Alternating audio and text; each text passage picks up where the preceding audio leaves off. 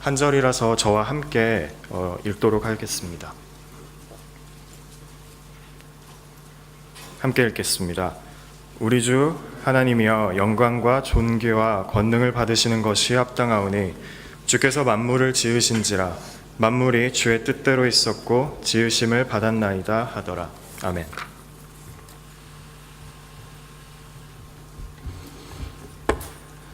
어, 21세기를 사는 우리들, 말씀이 넘쳐나는 말씀의 홍수 시대를 살아가고 있다라고 이야기합니다. 하지만 그 어느 때보다도 영적 수준이 낮은 상태를 우리는 경험하고 있습니다. 이름만 그리스도인인 사람들이 대부분이고 성경적인 구원에 대한 지식이 거의 없어서 교회는 영적인 능력은 물론이고 경건의 능력도 없어 보입니다. 종교개혁 직전에 그 교회들의 상태가 바로 이와 같았습니다. 교회가 이렇게 경건의 능력을 잃어가고 있을 때 종교개혁자들, 우리 신앙의 선배들은 먼저 신앙에 있어서 가장 기본적인 가르침에 대해서 강조했습니다. 그때 등장했던 것이 마틴 루터의 소요리 대요리 문답서, 존 칼빈의 기독교 강요, 그리고 제네바 교리 문답서, 그리고 하이델베르크 교리 문답서가 만들어져서 사용되어졌습니다. 교리 문답서들은 신앙에 있어 가장 기본적인 지식, 하나님이 어떻게 구원의 은혜를 베푸시고 구원받은 자가 어떻게 이 땅을 살아가야 하는가를 잘 설명하고 있습니다. 이것은 그리스도인들이 꼭 알아야 할 가장 최소한의 지식이기도 합니다. 그런 의미에서 웨스터민스터 소요리 문답도 만들어졌습니다. 이것이 처음 만들어졌던 목적은 가정에서 부모가 자녀들에게 신앙에 가장 필요한 최소한의 지식을 가르치게 하고 자녀들에게 그 구원의 체험과 경건한 삶이 있게 하기 위한 것이었습니다. 참으로 만만치 않고 또 딱딱한 내용들일 수 있지만 바라기는 이 시간들을 통해서 여러분들이 하나님을 아는 지식이 풍성하여질 뿐만 아니라 그에 합당한 삶을 이 땅 가운데서 살아가게 되기를 소망합니다. 소요리 문답은 많은 사람들이 고민하는 질문과 그에 대한 답으로 시작하고 있습니다. 많은 사람들이 이렇게 질문합니다. 나는 왜 이 세상에 태어났는가? 나는 누구인가? 어떻게 사는 것이 정말 잘 사는 것일까? 나는 아무 쓸모없는 존재로 이 땅에 태어난 것은 아닐까? 내가 왜 공부하고 왜 일하고? 우리가 늘 붙이는 질문 앞에 왜라는 이 가장 중요한 물음을 담고 있는 것이 바로 사람의 가장 제일 되는 목적이 무엇인가입니다. 아주 오래된 영화입니다. 포레스트 검프라고 하는 영화가 있었습니다. 이 영화를 보면 현대인들의 생각이 그 영화 가운데 잘 드러나 있습니다. 영화의 처음과 마지막 부분에 깃털이 하나 등장합니다. 그리고 그 깃털이 날아다니는 장면이 오랫동안 비춰집니다. 우리가 아는 것처럼 깃털은 목적과 방향을 가지고 움직이는 것이 아니라 그저 바람이 부는 대로 계속 그렇게 날아다닐 뿐입니다. 그리고 이 깃털은 주인공인 포레스트를 대변하는 것이기도 합니다. 주인공인 포레스트는 IQ가 75 정도인 사람으로서 자기 인생의 목표와 그리고 목적을 세울 능력이 부족한 사람입니다.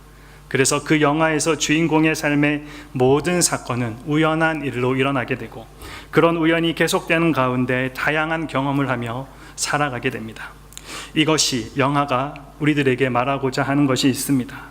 삶이라는 것, 그것은 특별한 것이 아니라 우연히 사라지는 것이고 그렇게 살다가 죽으면 끝난다라는 것입니다. 결국 사람들이 삶을 이렇게 생각하는 것은 자신이 살아가는 이유를 잘 모르기 때문입니다. 그렇기 때문에 우연히 와서 살다 결국 죽으면 우리는 그만이라는 결론을 내리게 됩니다. 세상에 있는 참으로 많은 사람들이 이렇게 생각합니다. 하지만 우리가 잘 생각해 보아야 합니다. 세상에 있는 많은 물건들은 그것에 적합한 용도와 쓰임이 반드시 있습니다. 우리는 밥그릇과 젓가락을 보게 되면 이것이 어디에 어떻게 사용되어야 하는지 정확하게 알고 있습니다. 왜냐하면 그것은 사람들에 의해 만들어졌기 때문이고 그리고 그것에는 만들어진 목적이 분명하게 있기 때문입니다. 이것이 곧 소요리 문답 첫 번째 질문이 우리에게 가르치는 의미입니다. 사람은 스스로 만들어지지 않았다라는 것입니다. 여러분들이 가지고 있는 성경책 창세기 1장 1절에도 우리들에게 이렇게 이야기합니다. 태초에 하나님이 천지를 창조하셨다. 태초에 천지를 창조하신 하나님께서 창세기 1장 27절에 보면 그 하나님이 자기 형상 곧 하나님의 형상대로 사람을 창조하시되 남자와 여자를 창조하시고, 하나님에 의해서 천지와 사람이 창조되었기 때문에 우리가 이 하나님을 알지 않고는 진짜 삶의 최고 목적을 우리는 결코 알 수가 없습니다. 하나님께서 사람을 지으신 목적이 무엇입니까? 소요리 문답 첫 번째 질문이 여러분들에게 이렇게 묻고 있습니다. 사람의 제일 되는 목적이 무엇입니까? 우리 답을 함께 하도록 하겠습니다. 사람의 제일 되는 목적은 하나님을 영화롭게 하고 영원토록 그분을 즐거워하는 것입니다. 사람의 제일 되는 목적이 무엇이라고 이야기합니까? 하나님을 영화롭게 하고 그분을 영원토록 즐거워하는 것이다. 여기서 우리가 가만히 살펴보면 그저 목적이라고 표현하지 않고 사람의 제일 되는 목적, 즉 가장 중요한 목적이 무엇이냐라고 묻고 있는 것을 우리는 눈여겨볼 필요가 있습니다. 목적이라고 하는 말은 최고의 중요한 목적과 또 보조적인 목적으로 구분되어 있습니다. 우리가 어떤 일을 한다고 할 때는 일만 하는 것이 아닙니다. 일만 한다라는 그 목적 안에는 다른 의미도 들어가 있습니다. 내가 가진 재능을 한번 발휘해 보겠다, 아니면 돈을 한번 모아 보겠다, 혹은 이 일을 해서 내가 가족을 책임지겠다라는 다른 목적들도 있습니다. 공부도 마찬가지이죠. 공부를 해서 좋은 학교에 들어가겠다, 또 지식을 한번 많이 쌓아보겠다, 최고가 되겠다라는 목적을 우리는 세울 수 있습니다. 그러나 이 모든 보조적인 목적 말고 한 사람이 이 땅을 살아가는데 가장 중요하고 궁극적인 목적이 무엇이냐라고 물으면 우리는 그에 대한 대답을 바로 하나님을 영화롭게 한다라고 말해야 된다라는 것입니다. 그런데 이 땅의 사람들 대부분은 날마다 하나님의 영광이 아니라 자신의 영광을 위해서 살아갑니다. 자기 영광을 위해서 살아간다라는 것은 어떤 거창한 일을 하는 것이 아닙니다. 머리 위에 왕관 쓰고 살아가야 자기 영광 위해서 살아간다라는 의미도 아닙니다. 사람 대부분이 각자 자기 원하는 길로 걸어갑니다. 자기가 원하는 이상과 꿈과 계획을 위해 살아갑니다. 대학생들이 마음속으로 무슨 생각하면서 공부할까요? 취업을 위해서 좋은 스펙 쌓아야지, 경력 쌓아야지, 사회 나가면 성공해야지, 그러기 위해서는 좋은 직장 들어가야 하고, 좋은 직장 들어가면 돈 많이 벌 테고, 돈 많이 벌어서 부모님 기쁘게 해드려야지, 그래야 결혼도 잘할 수 있고 내 삶이 좀 편해지겠지. 이게 보통 사람들이 일반적으로 쌓아가는 자기 영광입니다. 그렇지만 여러분이 하나님의 자녀라면 우리는 다시 한번 생각해 보아야 합니다. 우리도 그것이 전부인가? 여러분이 하나님의 자녀라면 그 모든 것을 지워야 합니다. 그리고 내가 어떻게 하면 하나님의 영광을 위해 살아갈까? 어떻게 하면 하나님께서 원하시는 길을 갈 수 있을까? 이것을 고민하고 생각해야 합니다. 하나님의 자녀들은 그것이 제일 되는 존재 목적임을 알고 하나님께 예배하며 살아갑니다. 하나님께서 사람을 창조하신 첫 번째 목적, 하나님을 영화롭게 하기 위해서입니다. 하나님을 영화롭게 한다, 하나님께 영광을 돌린다라는 말은 높이다, 또 중요하게 여기다로도 바꾸어 말할 수 있습니다. 즉, 내가 이 세상을 살아가면서 그 어떤 것보다 하나님을 중요하게 생각하고 하나님의 이름을 높이는 삶을 살아가는 것, 이것이 우리가 이 땅에 존재하는 이유이고 목적이라는 것입니다. 고린도전서 10장 31절 말씀에 우리들에게 분명히 이야기합니다. 그런즉 너희가 먹든지 마시든지 무엇을 하든지 다 하나님의 영광을 위하여 하라. 먹든지 마시든지 우리가 살아가는 모든 시간, 아주 사소한 것까지도 하나님을 높이는 데 삶을 살아가야 한다라는 뜻입니다. 오늘 우리에게 하루를 허락하신 것도 그 이유에서이고, 지금 내가 숨을 쉬고 있는 이유 또한 하나님을 높이기 위해서라는 사실을 우리는 분명히 기억해야 한다라는 것입니다. 그런데 우리는 하나님을 영화롭게 한다는 이 말을 하나님을 영화롭게 만든다라는 뜻으로 잘못 이해하는 것을 보게 됩니다. 이것은 참으로 오해가 아닐 수 없습니다. 하나님은 이미 영화로우신 분이십니다. 하나님은 영원토록 영화로우셨고 그로 인해 창조된 그 어떤 것도 이미 영화로우신 그 하나님을 더 영화롭게 할 수가 없습니다. 그러므로 하나님을 영화롭게 한다라는 것의 바른 뜻은 하나님의 영광을 반사한다라는 의미로 우리는 이해하여야 합니다. 우리는 다만 하나님의 영광을 거울과 같이 반사할 뿐입니다. 고린도후서 4장 4절 말씀에 보면 이런 말씀이 있습니다. 그 중에 이 세상의 신이 믿지 아니하는 자들의 마음을 혼미하게 하여 그리스도의 영광의 복음의 광채가 비치지 못하게 함이니 그리스도는 하나님의 형상이니라. 이 세상의 신이 누구입니까? 악한 마귀. 이 세상의 신 악한 마귀는 그리스도의 영광의 광채가 우리에게 비치는 것을 막고 있다라고 말씀하고 있습니다. 그리고 이어지는 고린도후서 4장 6절 말씀을 보니까 어두운 데에 빛이 비치라 말씀하셨던 그 하나님께서 예수 그리스도의 얼굴에 있는 하나님의 영광을 아는 빛을 우리 마음에 비추셨느니라.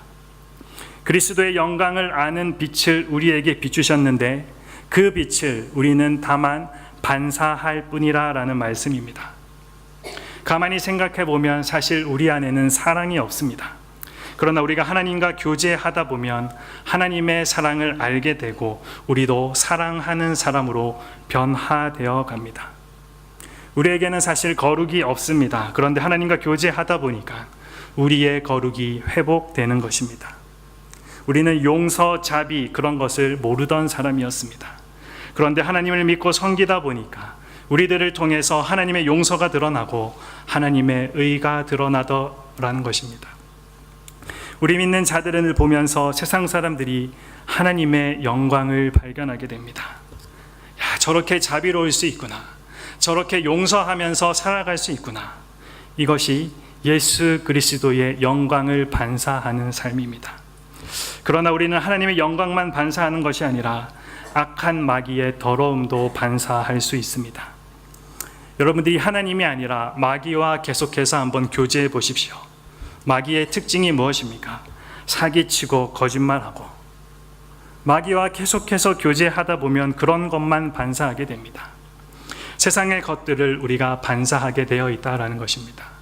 그리고 세상의 것들은 너무나도 유혹적이기 때문에 우리는 금방 물들어 버립니다. 음란하고 사기치고 남을 미워하는 것, 우리는 그대로 다 반사하게 됩니다. 우리의 삶이라는 것은 사실 반사하는 것입니다.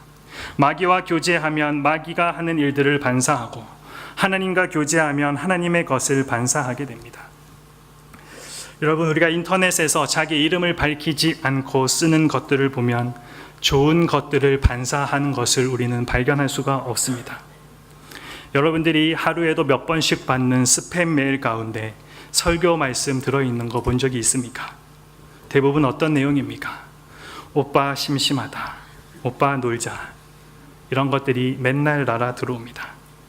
나쁜 것을 계속해서 만들어내고 그것을 우리들에게 보내는 것이 누구입니까? 바로 마귀의 모습입니다. 누구든지 자기가 무엇을 접하는지 그것을 드러내게 되어 있다라는 것입니다.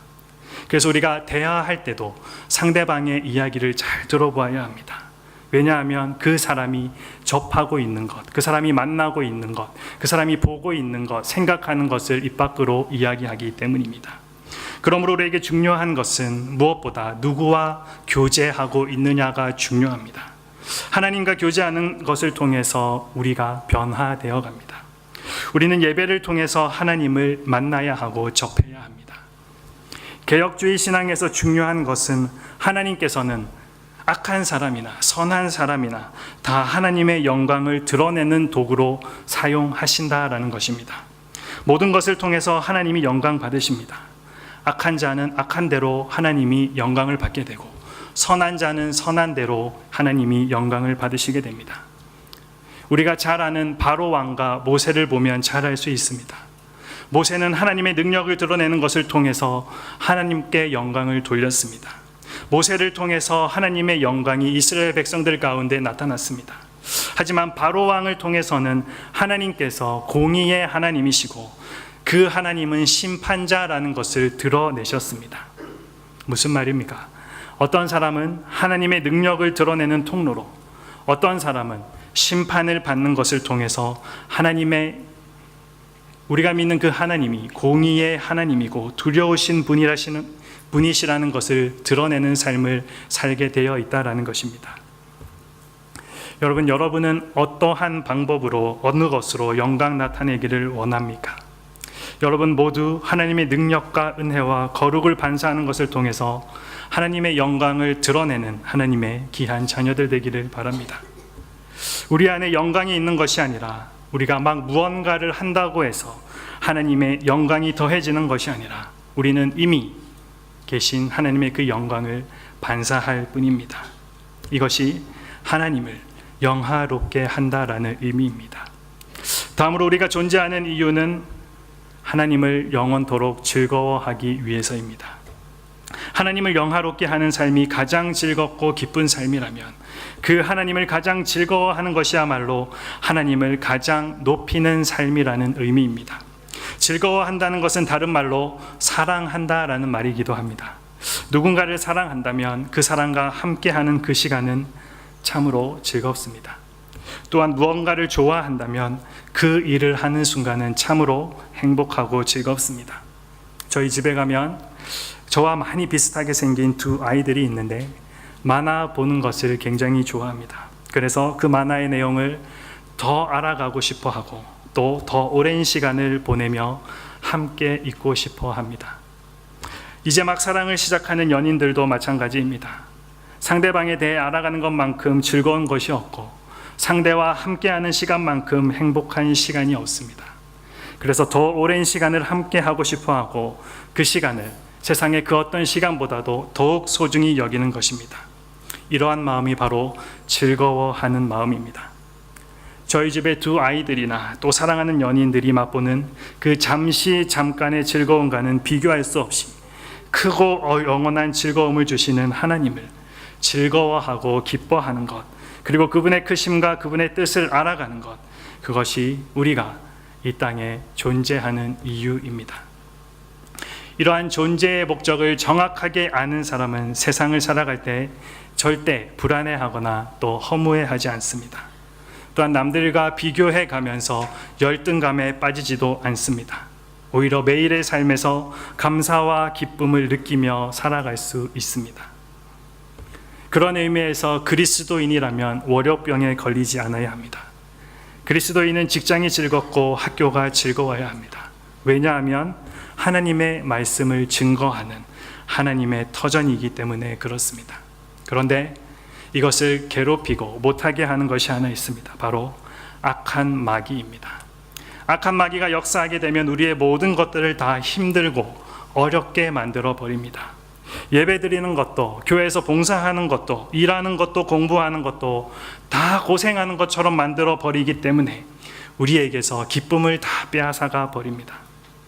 하나님의 말씀대로 순종하는 것, 그것만으로 다 되는 것은 아닙니다. 무슨 일을 하든 즐거움으로 해야 합니다. 하나님이 중심이 되면 모든 것이 즐겁습니다. 하나님께서 주시는 풍성함이 있기 때문에 그렇습니다. 이것이 이 땅을 살아가는 성도의 진정한 모습이어야 합니다. 저와 여러분의 삶에 이런 감사와 기쁨이 늘 넘쳐나기를 소망합니다. 지금껏 우리는 사람의 제일 되는 목적이 하나님을 영화롭게 하고 그리고 즐거워하는 것이라고 배웠습니다. 그렇다면 우리는 어떻게 하나님을 영화롭게 할 수 있을까요? 이러한 고민을 소위문답 두 번째 질문이 다루고 있습니다. 거기에는 한 가지 규칙이 있습니다. 그런데 여러분, 규칙이 왜 중요할까요? 2013년입니다. 영국의 한 마라톤 대회에서 1등을 단 한 사람만이 결승선을 통과하고 나머지 5천여 명의 참가자들이 실격 처리되는 황당한 일이 벌어졌습니다. 그 이유가 무엇인지 가만히 살펴보았더니 그 이유는 2위로 달리던 선수가 잘못된 길로 들어서는 바람에 그 뒤를 따라오던 다른 참가자들이 모두 잘못된 길로 달려갔기 때문입니다. 끝까지 완주하기 위해서 모두가 노력하고 최선을 다했지만 정해진 길로 달리지 않았기 때문에 모두 실격이 된 것입니다. 방법과 규칙, 정해진 분명한 기준을 지키는 것 참으로 중요한 것입니다. 하나님을 영화롭게 하고 그분을 즐겁게 하기 위해서도 우리가 반드시 알아야 하고 또 지켜야 하는 기준과 규칙이 있습니다. 그리고 그 기준과 규칙을 하나님께서 직접 우리에게 주셨습니다. 왜냐하면 인간 스스로는 하나님을 영화롭게 할 수 있는 방법을 알 수 없기 때문입니다. 그렇다면 하나님께서 우리들에게 직접 주신 규칙이 무엇입니까? 질문 2번이 우리들에게 이렇게 물어봅니다. 우리가 하나님을 영화롭게 하고 그분을 즐거워하기 위해서 하나님이 우리에게 주신 규칙이 무엇입니까? 우리 답을 같이 한번 읽어보도록 하겠습니다. 구약과 신약 성경에 기록된 하나님의 말씀은 우리가 하나님을 영화롭게 하고 그분을 즐거워하기 위한 방법을 가르쳐주는 유일한 규칙입니다. 하나님께서 직접 우리들에게 가르쳐 주신, 우리에게 주신 규칙은 바로 성경입니다. 모든 신앙의 원리는 항상 성경에 근거하고 있습니다. 지금 우리가 성경이라고 부르고 있는 이 책은 사실 한 권의 책이기는 하지만 이것은 66권이 함께 모여서 만들어진 책입니다. 구약 39권을 구약 전서라고 부르고 신약 27권을 신약 전서라고 부릅니다. 전서라는 말은 전집이라는 뜻입니다. 하지만 이 66권의 책이 하나님이 쓰셨다라는 그 통일성 때문에 우리는 전체를 가리켜서 성경이라고 부릅니다. 성경은 모세가 처음 쓰기 시작해서 사도 요한에 의해 마무리되기까지 1600년 동안 40여 명의 저자들에 의해 기록되어진 책입니다.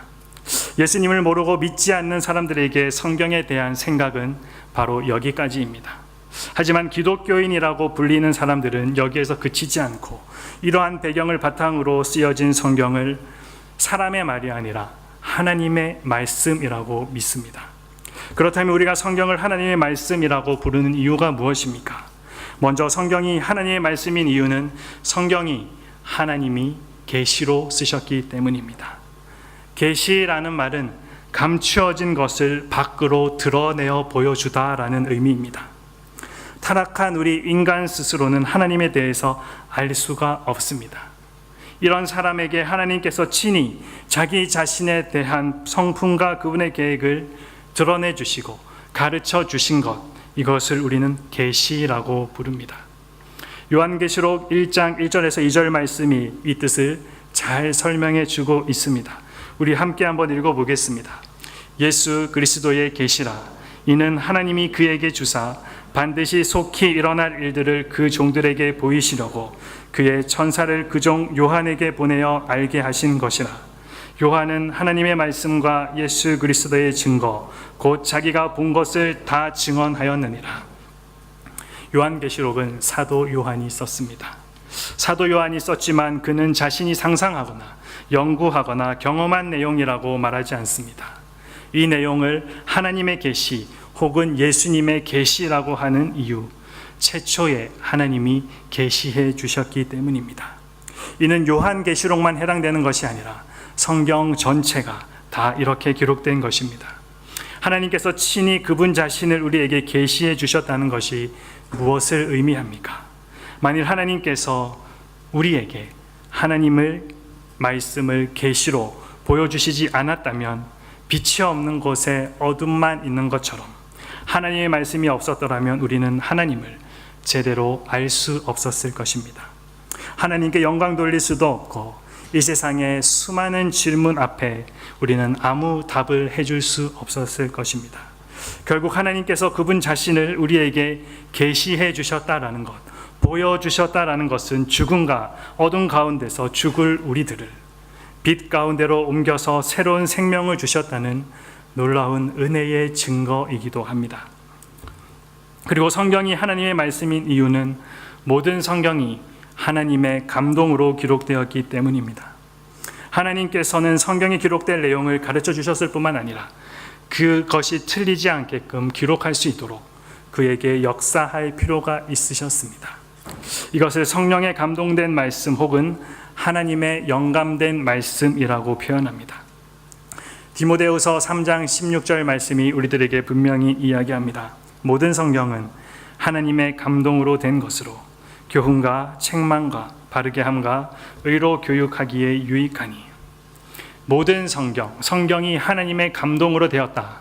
이 말이 무슨 의미입니까? 여러분이 원하는, 여러분들이 느끼는, 또 여러분들이 말하는 그 감동, 그 감동이 아니라 영어 성경을 보면 확실하게 알 수 있습니다. 영어로 breath, 하나님의 호흡이라고 나와 있습니다.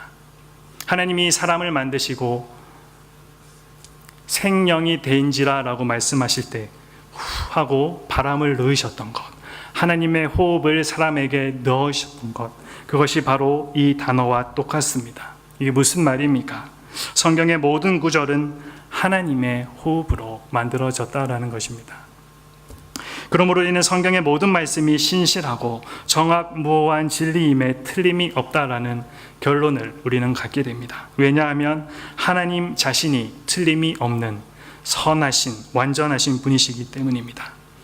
하나님께서 자신을 영화롭게 하기 위해 우리에게 주신 규칙인 구약과 신약 성경은 오류가 없고 그리고 분명한 하나님의 말씀이고 하나님께서 우리에게 주신 많은 선물들 가운데 최고의 선물입니다. 이 하나님의 말씀을 따라가는 자들의 복, 그것이 무엇인지, 그리고 그 말씀을 사모하는 자들의 마음이 어떠해야 하는지 시편 기자가 우리들에게 이렇게 이야기합니다. 시편 19편 7절에서 10절까지 말씀 우리 함께 한번 읽어보도록 하겠습니다.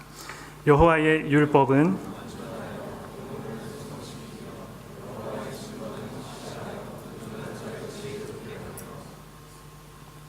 여호와의 교훈은 정직하여 마음을 기쁘게 하고 여호와의 계명은 순결하여 눈을 밝게 하시도다. 9절 여호와를 경외하는 도는 정결하여 영원까지 이르고 여호와의 법도 진실하여 다 의로우니 금 곧 많은 순금보다 더 사모할 것이며 꿀과 송이꿀보다 더 달도다.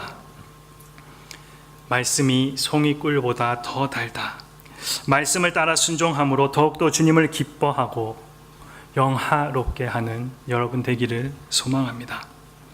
이제 마지막 질문입니다. 그렇다면 성경이 우리에게 가장 중요하게 가르치고 있는 것이 무엇입니까?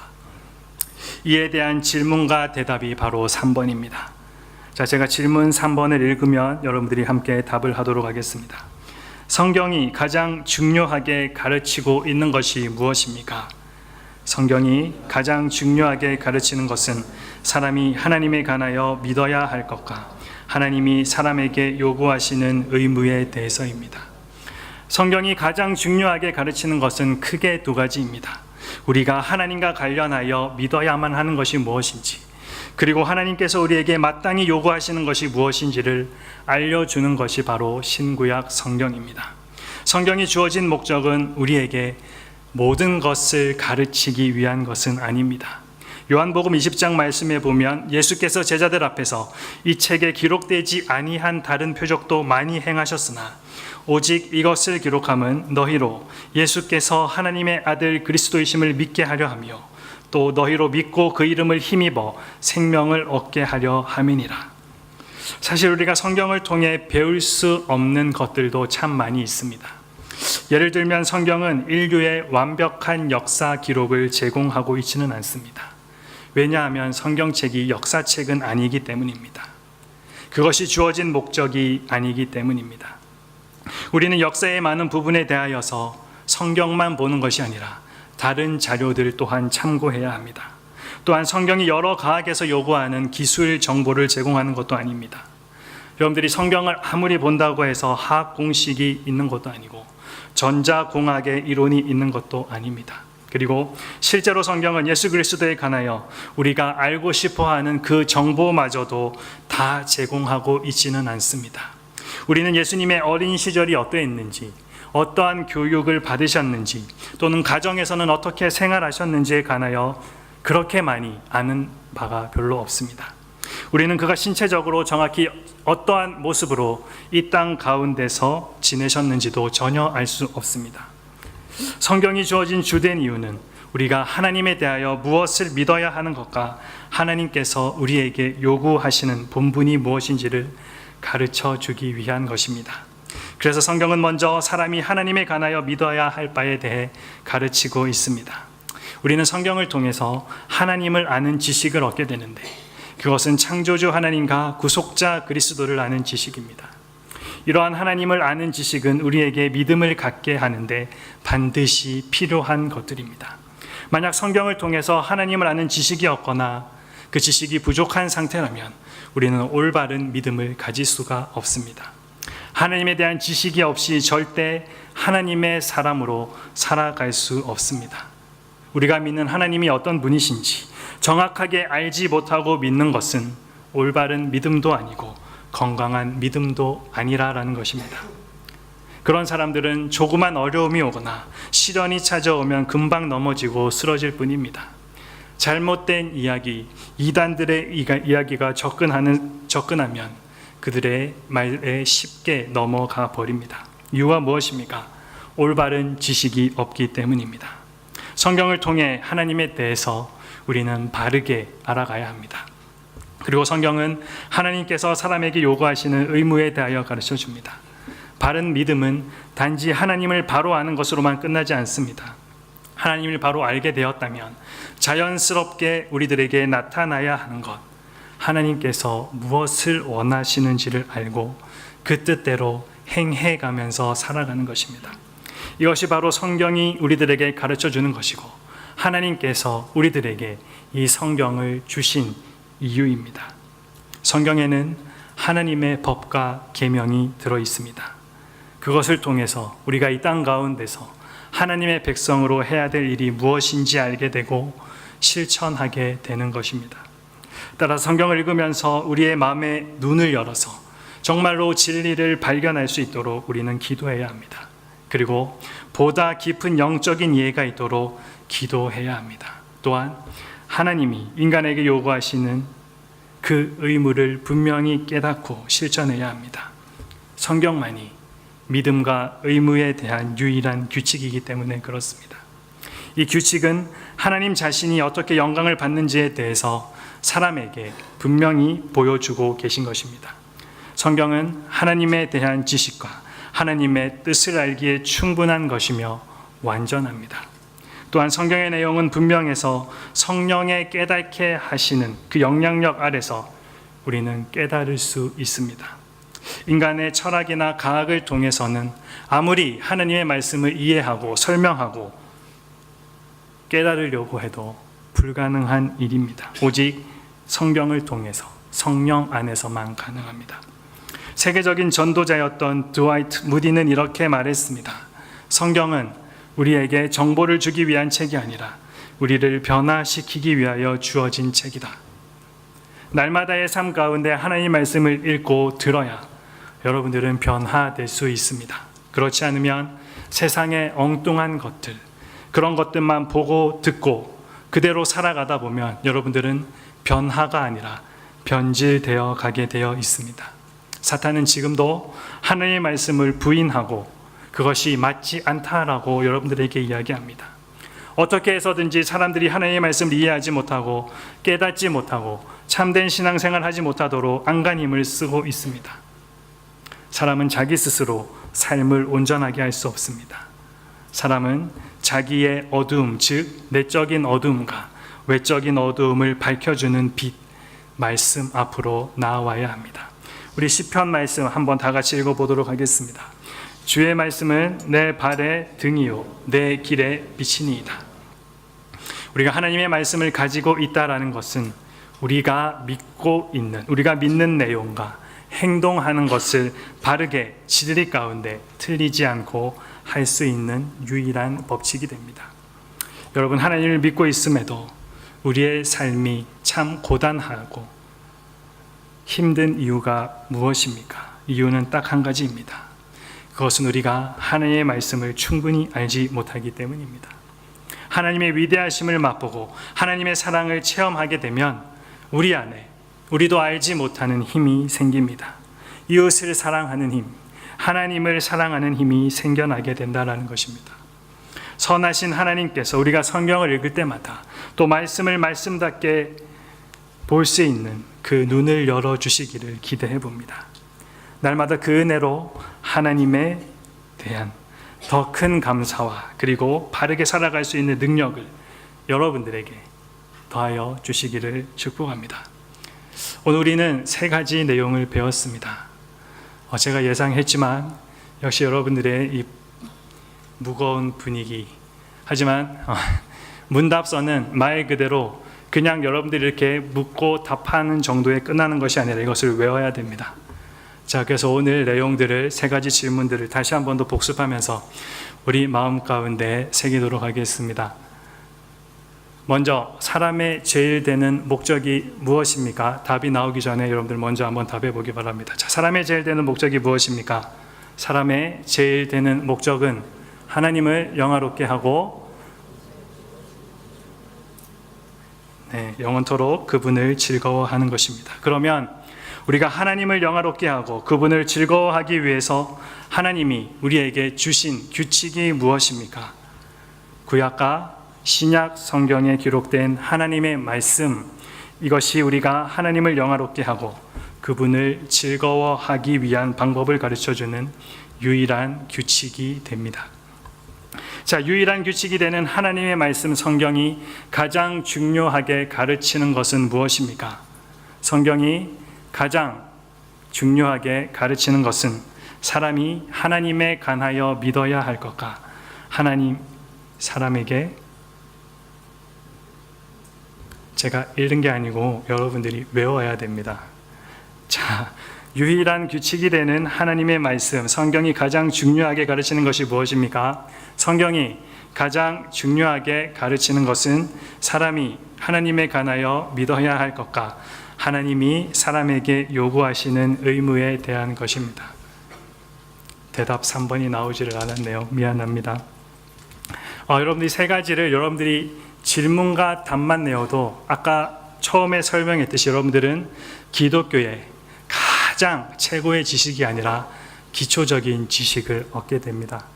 우리가 이 땅에 존재하는 목적, 하나님을 영화롭게 하기 위해서이고, 그리고 그분을 영원토록 즐거워하는 것이다. 그리고 하나님을 영화롭게 하고 즐거워하기 위해서 하나님이 우리에게 주신 규칙, 바로 성경이다. 그리고 성경이 우리들에게 가장 중요하게 가르치는 것은 하나님에 관하여 믿어야 할 것과 사람에게 요구하시는 의무에 대한 것이다. 이번 주부터 목장 모임 시간에 서로 질문하고 답하고 우리 외우는 그런 시간 좀 있었으면 좋겠습니다. 그래서 하나님을 영화롭게 하는 것이 무엇인지, 하나님을 즐겁게, 영원토록 즐겁게 하는 것은 무엇인지, 성경은 왜 믿어야 하는지, 그리고 성경에 어떠한 내용이 들어가 있는지, 여러분들 이것만 제대로 알고 우리가 1년 동안 계속해서 1문부터 107문까지 있습니다. 1년 안에 끝내기 위해서 열심히 달려갈 텐데 여러분들이 함께 한 마음으로 적어도 여러분들은 질문 1번부터 질문 38번까지는 질문과 답을 다 외우고 답할 수 있어야 됩니다. 1년 뒤에 함께 시험 치는 시간 갖도록 하겠습니다. 자, 오늘부터 열심히 잃어버리지 않도록, 왜냐하면 이 웨스트민스터 소요리 문답은 계속해서 연관성이 있습니다. 여러분들 아까 질문을 보면 알듯이 전혀 다른 내용을 물어보는 것이 아니라 1번 질문과 관련된 질문을 2번에서 하고 있고 2번 질문과 관련된 내용을 다시 한번 확인하면서 3번에서 하고 3번에서 관련된 내용을 4번에서 합니다. 자, 이제 다음 주부터 4문에 들어가고 4문부터 38문까지는 아까 하나님에 관하여 믿어야 할 것이 무엇인지에 대해서 함께 나누게 됩니다. 관심 없어 보이는 표정들인데 여러분들 이것을 꼭 알아야지 이 땅을 살아가는데 흔들리지 않는 믿음 그리고 지식 가지고 살아갈 수 있습니다. 청년 여러분, 우리가 이 땅을 살아가는 진정한 목적, 즐거움 세상에 있지 않습니다. 그 목적은 하나님께 있습니다. 그 목적을 하나님께 두십시오. 정말로 여러분들에게 주어진 삶, 그 하나님을 영화롭게 하고 즐거워하는 데 사용하시고